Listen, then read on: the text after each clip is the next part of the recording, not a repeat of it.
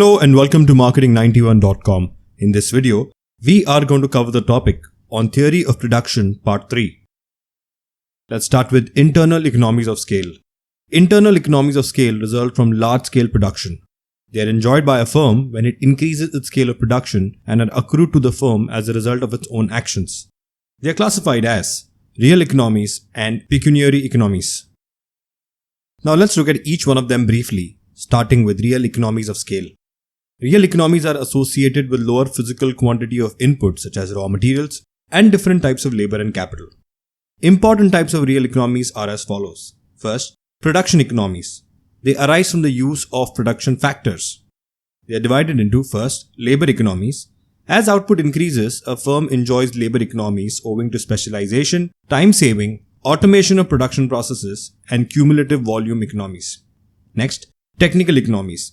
They arise from the use of specialized capital equipment which is feasible only when producing output on a large scale. And C. Inventory economies. Inventories of spare parts, raw materials and finished products increase with the production scale, but they do not increase proportionately with the increase in output. Therefore, as output increases, a firm can hold smaller inventories. Moving on to the second under real economies, that is marketing economies. They are associated with the selling of a firm's product and arise from advertising economies. Because advertising expenses increase less than proportionately with the increasing output, the advertising cost per output unit decrease as the output rises. Third, managerial economies. Large-scale production supposes a division of managerial functions. Large firms employ various managers such as sales managers, marketing managers, and finance managers, leading to a decentralized decision-making and increased efficiency. And fourth, transport and storage economies. As output increases, the unit cost of transporting raw material, intermediate goods, finished goods as well as storage costs decrease. This is because a large firm has the possibility to cut transport costs by owning means of transportation or using larger vehicles. Moving on to the pecuniary economies of scale. Pecuniary economies are realized by a firm by placing lower prices for factors employed to produce and distribute its product due to bulk buying by the firm.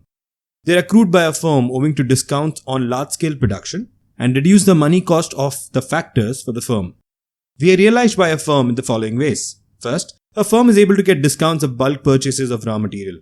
Next, a large firm can obtain funds at lower cost owing to its good reputation in money markets. Third, a large firm may have access to advertising at lower rates for large-scale advertising. And fourth, likewise, it is possible to obtain lower transportation rates for larger quantities of commodities to be transported.